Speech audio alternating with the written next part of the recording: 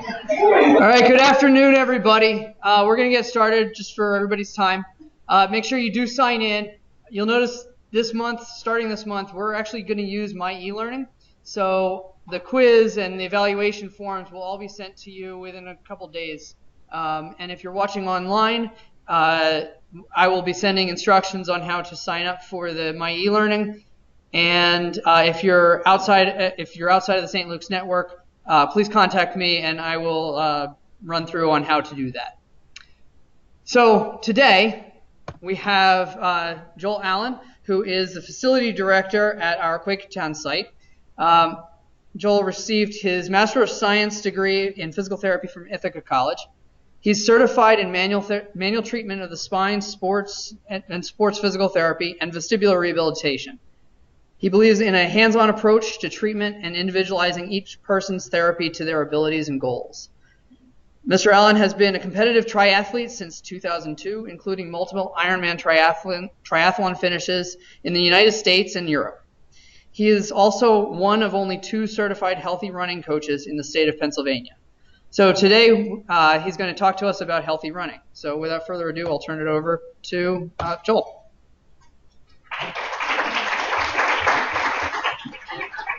Thank you guys. Thanks for having me.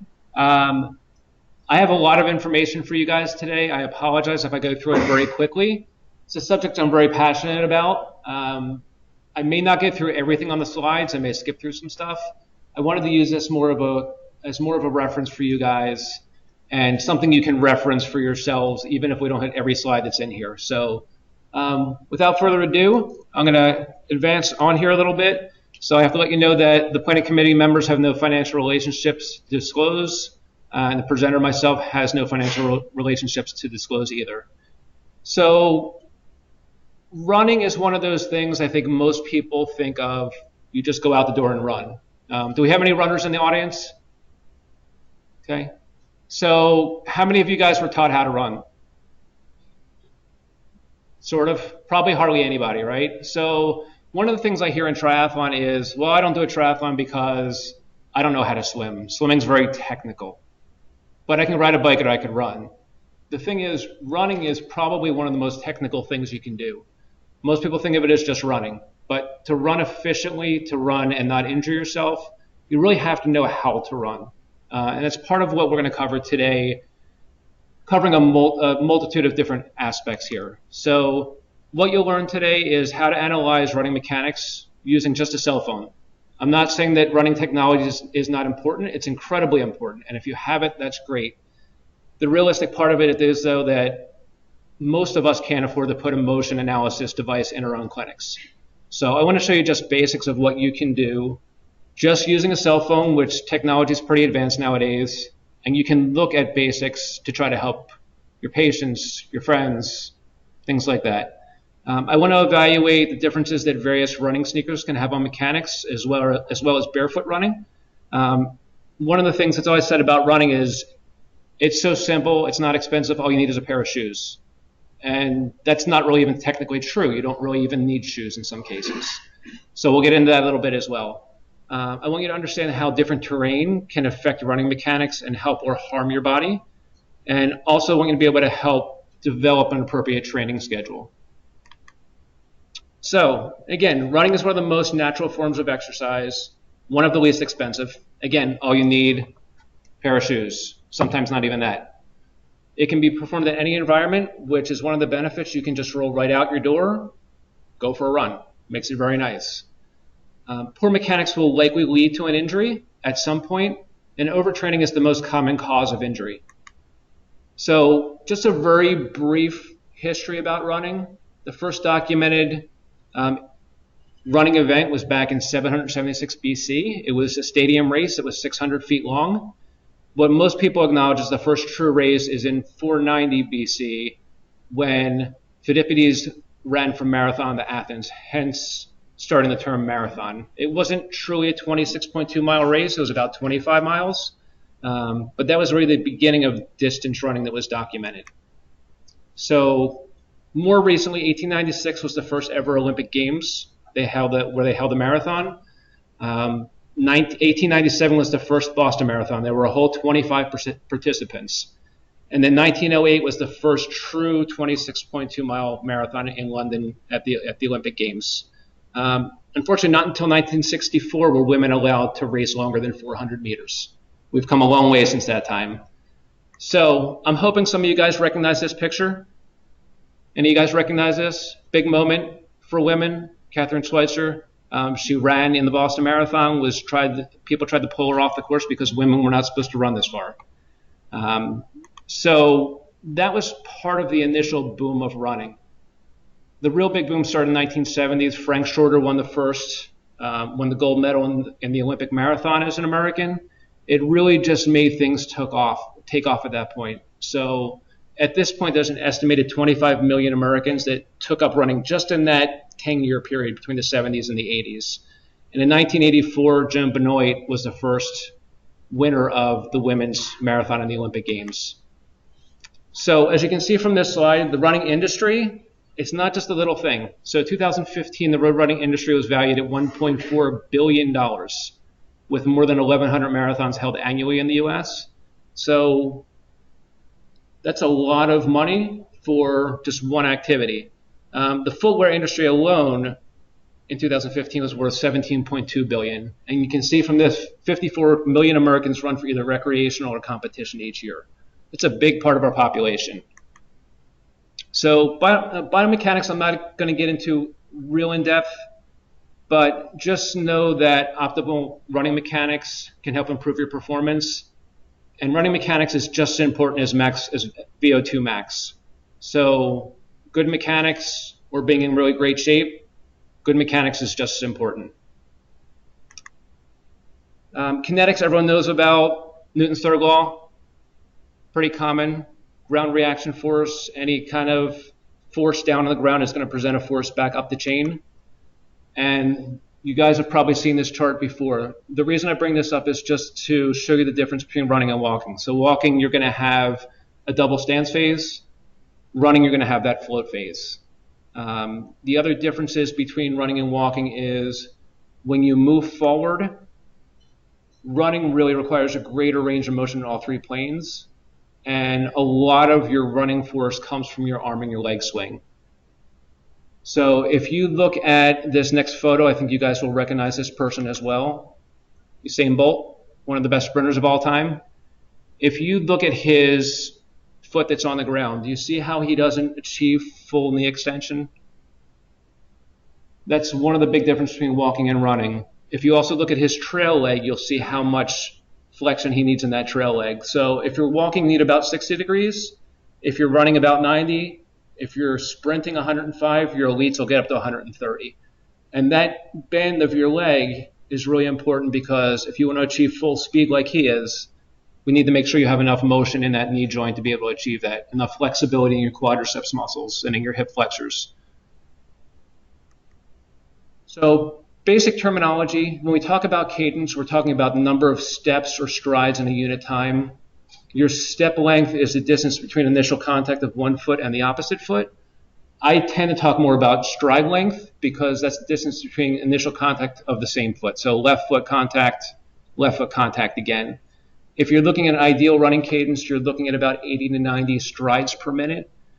Frequently what I'll do is I'll start running, I'll count 30 seconds, and I'll count every time that foot hits and see if I can get myself in that range. Now again, your elite athletes, they may be well beyond that 80 to 90. They may be 100, 105. One of the things you'll see when we get into our motion analysis in a minute is one of the things you have to look at is cadence. Most recreational runners go very, very slowly. And if we just help increase that turnover, we generally see better results. Cadence will also help you propel yourself forward more.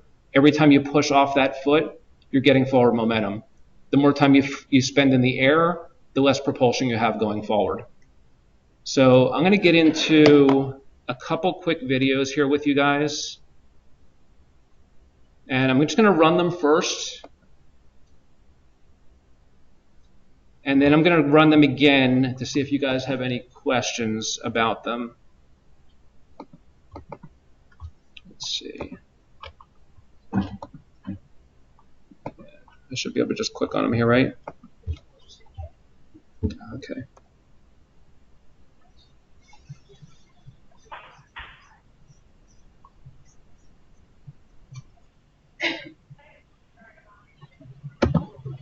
Oops. There we go.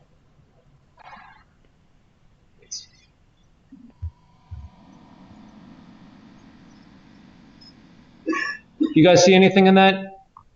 It's a very short segment. I'm going to run it again for you.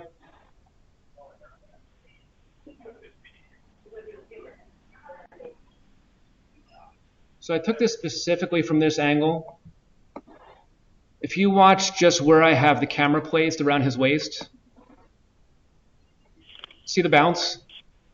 Not real efficient, right? So when you run, do you want your momentum to go this way, or do you want it to go forward? You want it to go forward, right? So one of the things I cue this runner on is trying to really limit that bounce. So again, his cadence is a little slower than it should be. If we just speed up his cadence, if we say count your steps in 30 seconds, count your steps in a minute, and then try to increase that a little bit, he's going to be hitting his foot a little bit faster on the ground, so which is going to propel him more forward. It's also going to lessen that impact coming down as he lands on that foot. So that's the first one I want to show you here. If I get to the second one here,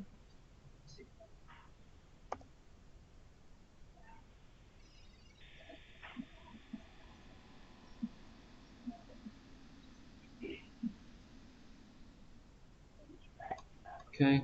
Anything you guys see in that one? So I'm going to run this one more time for you guys. And get my mouse over that bottom right, Steve.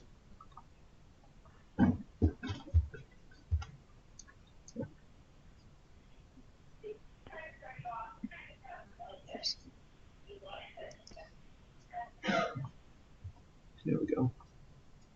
Thank you. All right.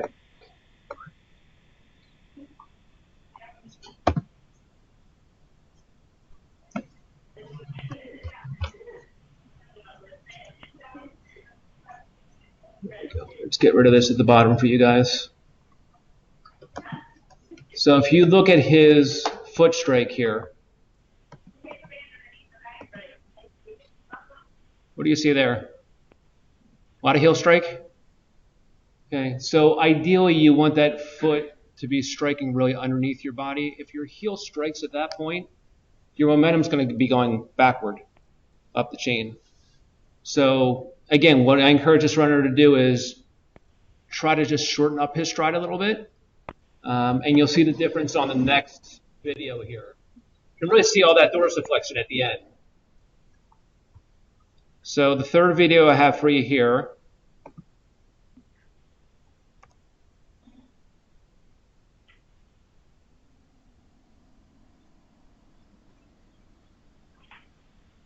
Okay, I think you guys see a pretty big difference there already, right?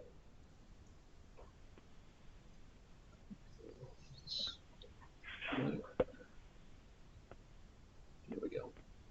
Okay, so I'm going to run it one more time for you.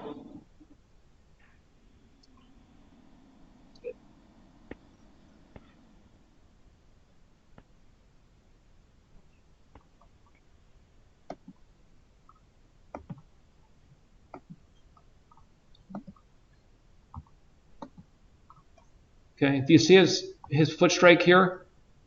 Pretty much right underneath his body, right? Much more of a forefoot strike.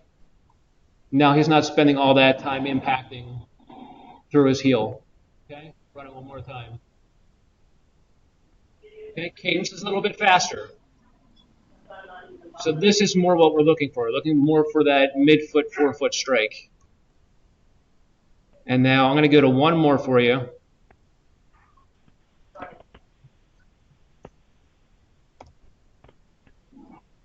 Okay, this is more from behind.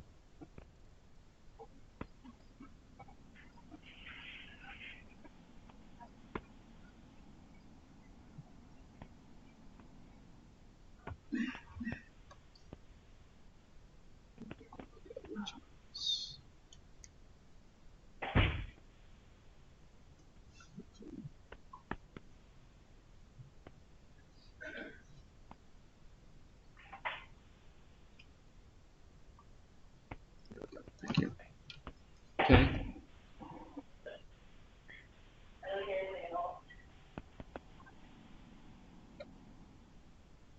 I'm going to see if I can advance this really slowly for you guys.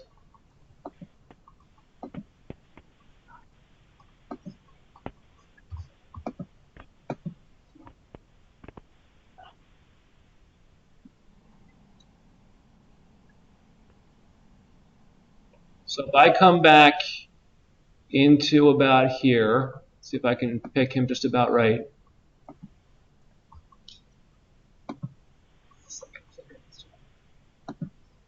Okay, do you look at his right foot here?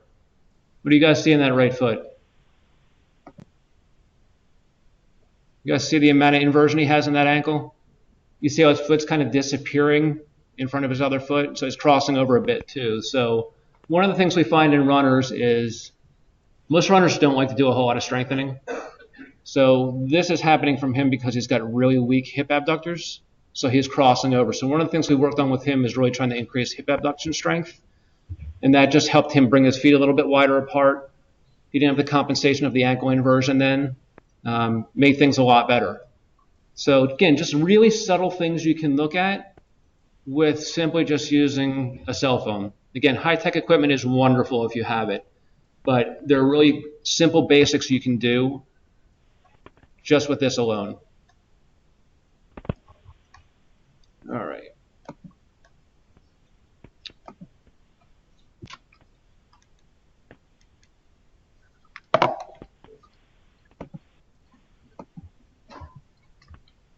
Okay, I should be good there, right? All right, so one more I want to show you guys real quick. Any fans of the sitcom Friends here? You guys old enough to remember Friends? Yes? All right, so I'm hoping you don't have people coming into your office who look quite this bad, but occasionally you may see this. So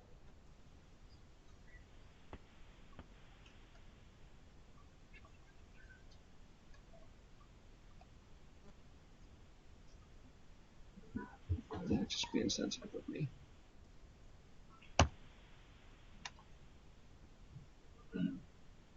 There we go. And you guys remember this scene? So if you see this, I would advise you to probably try to fix it. You may have some runners come in and they look absolutely horrible. And if it works for them, you know, that's great. If they're not injured, you don't see potential injuries, I'd say roll with it. So what I'm going to have all you guys do, I have a couple summary things real quick. Can I have you guys all stand up for a second? So one of the things I look at too is I look at where people are contacting their foot. So if I have you guys just hinge at your waist and lean forward about 6%, can you tell me what you feel as far as where you are on your foot? More forward, right? So if you look at your elite runners, the average elite runner has about a 6% forward lean at their waist. It just helps get your momentum more forward. It helps shift your weight more to the front of your foot. Something that I look at runners all the time with, and what you'll find is a lot of runners just stand straight up. So if you can just get them leaning forward a little bit, that may help really straighten out as far as where they're striking on their foot. Very, very simple task. Not that easy to change. Thanks, guys. You can have a seat if you want. Listen to the sound of their impact. So if they're hitting on their heel and slapping down on their foot, you're going to hear that foot impact. So one of the cues, again, I'll give them is just listen for your impact. Listen to how hard you're hitting. Try to land a little bit softer. Where's the foot strike again? Is it under you, forward, you're behind you? You really want it to be right underneath your body. Are they crossing their arms? So when you're watching them from behind, are their hands disappearing in front of their body? Or are they driving them straight forward like a sprinter? Is there too much hip adduction, ankle inversion? And then again, we talk about cadence. And hopefully their cadence is up to that 80-90 range. So as far as injuries, 65 to 80% of all runners will sustain at least a minor injury each year due to running specifically. Generally from too much, too soon, too fast. People trying to do catch up to get ready for their big race, so they try to increase mileage too much. You generally don't want to increase your mileage much more than 10% per week. Your long runs, if you're solely just running, should be somewhere around 30% of your total weekly mileage. we found that 87% will sustain an injury if they're doing more than that in their long run. So you need to build that volume during the week or up until your long run that week, and then try to make sure your long run is somewhere around 30% for that week. Heel striking, again, will certainly slow you down, cause injury. There's a lot of passive shock during that. And then one of the things you have to think about too is life stress and fatigue. We all have issues that cause us stress. If you're worn down physically, that's one thing. If you're worn down emotionally, that can add a whole different component to it as well. So if you take an average runner, 8-minute mile pace at acceptable cadence, you're going to strike the ground a lot of times for something like a marathon. So we need to fix the mechanics before your runners get into this kind of distance. And again, close to 54 million active runners in the US, so there's a lot. 70% will sustain an injury that keep them from running for about 1 week per year. And when we look at marathoners, that goes up to about 90%. So a lot of your distance runners are going to be having injuries that we need to address. Hopefully we can educate them and prevent them before they happen. So most common areas that are injured, knee is number one, but you can see all the other areas here. It's pretty much across the board as far as where we see them. One of the most interesting things is other types of injuries. You can see this report here. Yes, 77% hit by thrown objects. It happens too often. Dogs, obviously, bicycles, cars occasionally. So on these next couple slides, I have pictures of things that you have to be aware of as far as safety. So picture number one, please, all you guys, encourage your runners to run on the correct side of the road. I think people just don't have the education on where they're supposed to run. Left side, run against traffic so you can see the cars, you can see the bicycles. If you're on a bike, go with traffic. But if you're running, try to be on that left side of the road if you can. Anything you guys see wrong with this next picture, aside from the pretty girl here? Headphones, both ears. I know a lot of you guys like to run with music. Try to be aware of your surroundings. If you wear one earpiece, that's great. If you've got headphones in both ears, you don't know what's going on around you. It's a really important thing for safety. And finally here, again, running on the incorrect side of the road, but look at that camber in the road. So you're essentially running with one leg shorter than the other the whole time. It's one of the things I personally don't like about road running because every road is built for drainage.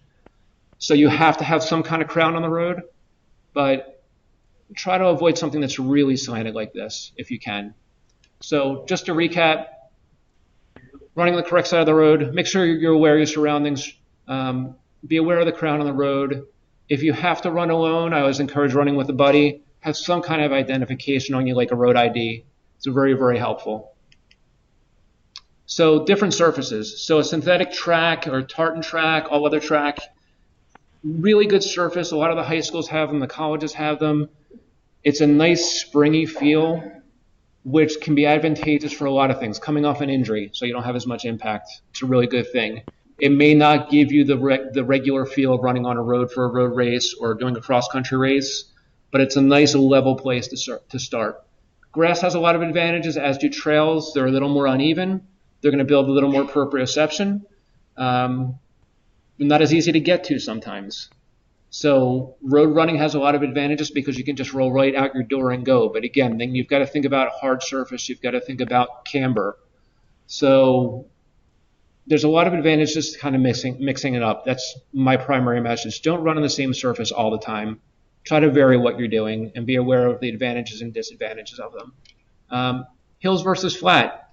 If you're going to do a hilly race, you have to train on hills as much as we like them or don't like them. If you're going to train for a flat race, you have to do some flats. But again, try to mix it up in your training program. So real quickly, just as far as a runner eval, I'm not going to get into great detail here, but make sure that when you talk to your runners, you're talking to them with non-threatening questions, open questions. If I'm going to ask you guys, what's the worst thing you can say to a runner, especially an injured runner? Any ideas? Seth? Stop running. Stop running. Yes. That client will be done with you. Don't ever tell a runner to stop running. You may advise them that running may not be the best for them, but if you tell your patient, your runner, that you need to stop running, they're probably never coming back to see you again, or they've lost complete faith in you. So maybe you can find a way to say, hey, maybe you need to mix it up. Maybe we need to do some cross training. But I wouldn't advise you to say, stop running. Something that I've seen a lot of times from other clinicians, and it doesn't go very well. So another language, understand cadence, understand step length, stride length, understand all those things. Get their standard medical history, but get their running history too. And then identify their intrinsic and extrinsic risk factors. So if we're talking extrinsic, training errors. And again, training errors can be overtraining.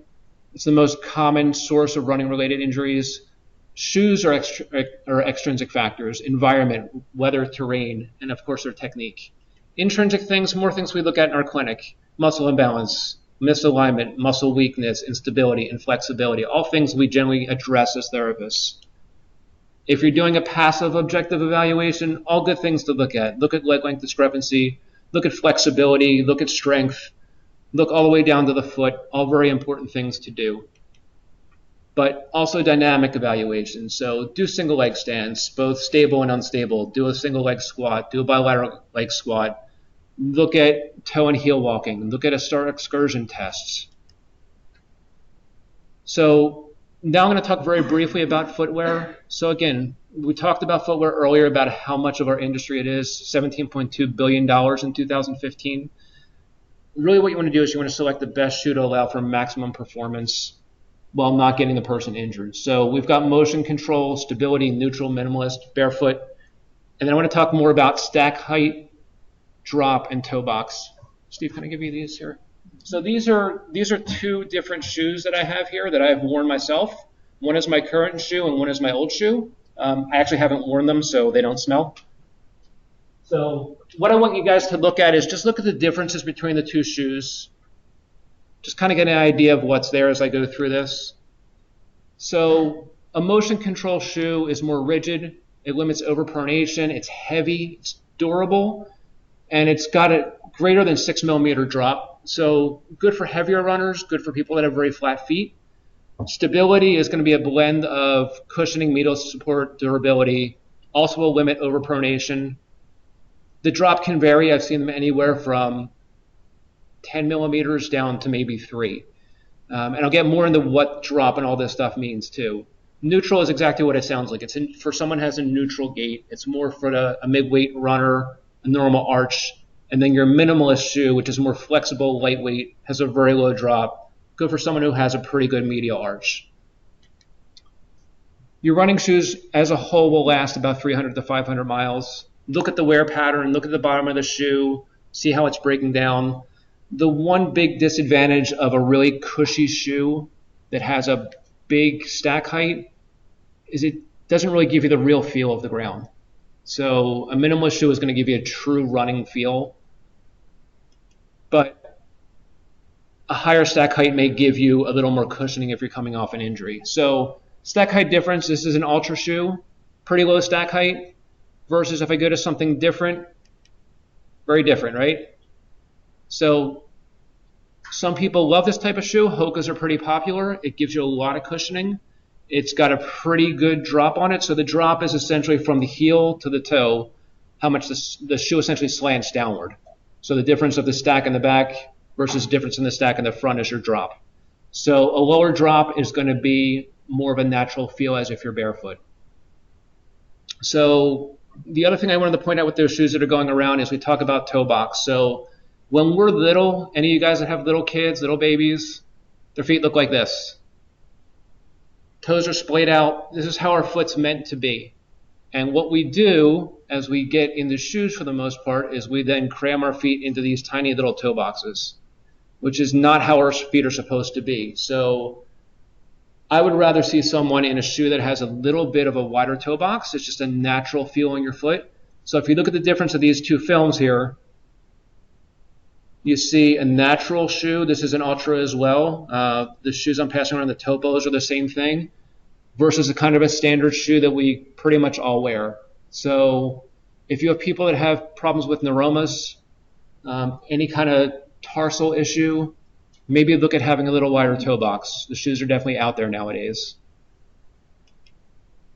Now I'm going to talk a little bit about barefoot running. So the modern running shoe was only invented in the 1970s. It hasn't been around that long. 75% of runners naturally will heel strike that haven't been coached. And when you're looking at marathoners, especially as they start to fatigue and put in longer miles, we see that increase to 90%. I may need it one more time here. I want to show you this video. This is a little bit of a lengthy video. It's about 5 minutes long, but it's going to just show you a little bit about barefoot running here.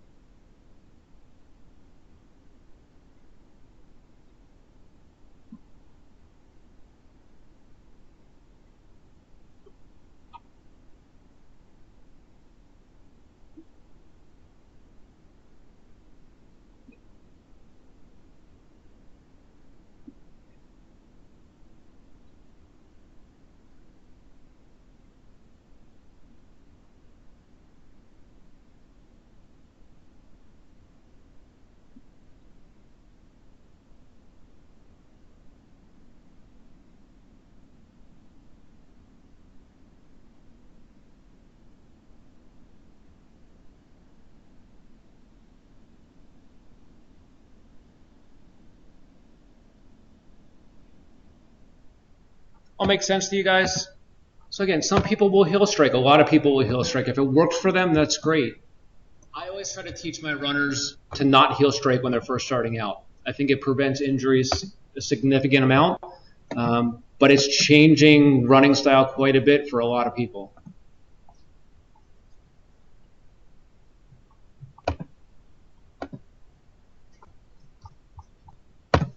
Thank you. All right, so very briefly, let's talk about strengthening. So we strengthen for rehab, for prevention, and performance. I think we do a really good job at strengthening for rehab. I try to partake a little more in strengthening for prevention and performance. If we can catch these people early, it goes a long way. So emphasize core, emphasize proprioception, eccentrics, sport specific. Make sure you're progressing, obviously slow to fast, simple to complex, shorter to longer as far as duration. Just a couple simple points here. Probably the most important thing is to really look at single leg stands for intrinsic strengthening. It's very important. Anterior tib is the only muscle that's active during the entire gait cycle. That's why we see a lot of shin splints. Simple strengthening ideas. So strengthen both legs, both directions. Focus on, don't forget about your posterior muscles. Everything in running is anterior. So don't forget about your hamstrings, your glutes, your low back. Do static and dynamic stuff. Use your Bosu ball. Use your physio ball. Planks, plyometrics. How many people here strengthen their foot on a regular basis? Nobody, right? So we'll go to the gym. We'll strengthen our arms, our legs, our back, our core. We don't really strengthen our feet. And I think it's something that's really important if you want to especially vary the type of footwear you use. If you have very weak feet, you're probably not going to be able to go into a minimalist shoe. It's not going to feel very good for you. So something as simple as this exercise, really good for your patients. Something that I do regularly with anyone that has any kind of stance issue. Even with someone that has knee or hip problems, I'm going to strengthen the feet. It's going to affect everything up the chain. So I encourage you guys to think about the foot. Don't just kind of cast it off.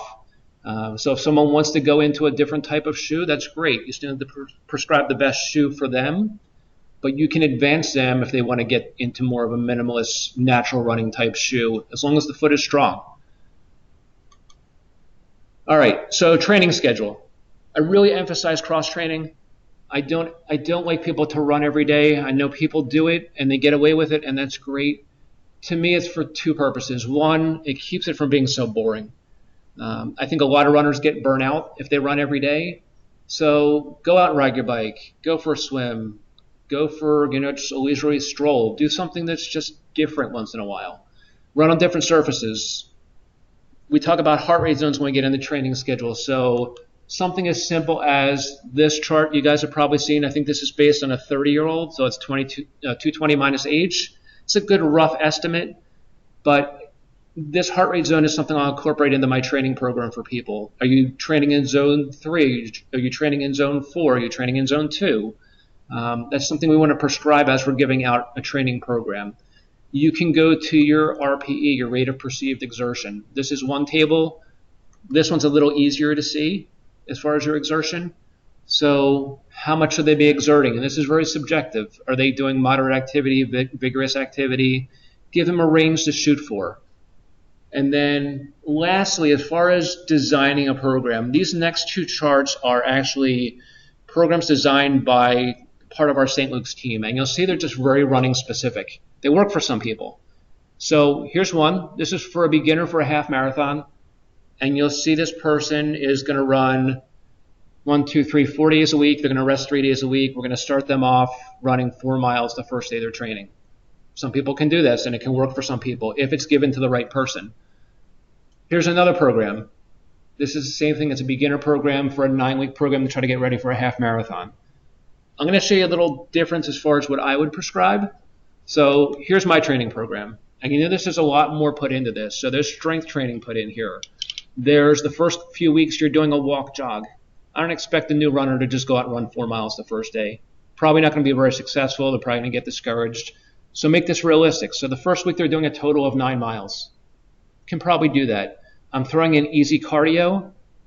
1 day a week. I'm doing strength training 2 days a week until they get about halfway through. And then I'm decreasing a little bit of the strength training, mostly because they're not going to have as much time.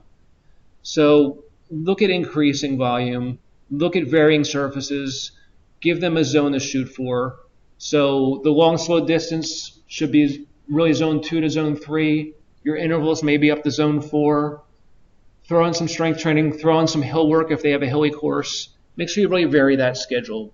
I always encourage the runners to let us know what they're training for specifically. Is it a half marathon? Is it a 10K? What kind of surface is it on? Is it flat? Is it hilly? All really important things to think about when you're designing a program for them. Fueling, I left this in here as just kind of reference for you guys. I'm not going to get too in depth. It's a whole separate subject as far as fueling, what's appropriate for you guys. The last thing I want to touch on is just recovery, which I think a lot of people do very poorly. So you need to eat after you're done running. You need to get those calories back.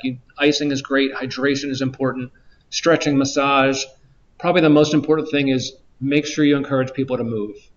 If you don't move after you've gone out for a 10, 12-mile run, by the time you get up, you're not going to be feeling very good. So it may be do your long run, go out for an easy walk. Just make sure you move your muscles. And then, of course, elevation is always an important thing, too. So I have some references here for you guys. You guys have any general questions for me? Cover kind of a variety of subjects. I know it's very broad, but any questions from you guys as far as what we covered today? Yes? Can you speak more about the pros and cons of So the Hoka shoes have... Can you repeat the question? Yeah, so he's asking the pros and cons of Hoka shoes. And a lot of times it's preference on just what feels good, but the Hokas, when you've got that much of a stack height, the big advantage is it gives you a lot of cushioning.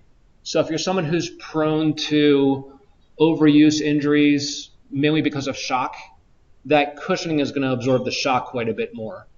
Really the disadvantage is it's not really a natural feel. So running barefoot versus running in something that big is going to be a vast difference. So if someone has, they're coming off of a muscle injury, they're coming off of a stress fracture, something like that, Hokas may be good for them because it may give that extra shock absorption. I am more likely to try to teach them how to run properly than to put them in a different type of shoe, although that may be something good to start with and then transitioning them to something a little less stack height. Most people pick a shoe just because it's pretty, to be honest with you. That's the number one reason people pick a shoe. So does that answer your question? It's almost like starting out on an all-weather track versus running on a road. Coming off an injury, maybe running on an all-weather track would be ideal.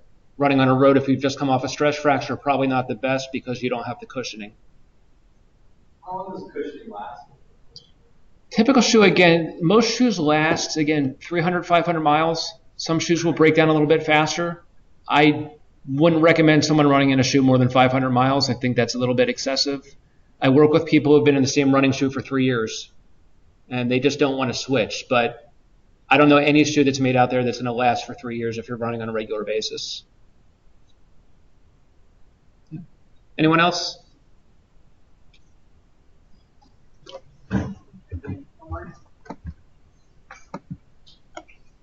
Anyone online have any questions? Okay. Thank you guys very much. Make sure if you're a New Jersey licensee that you do sign out.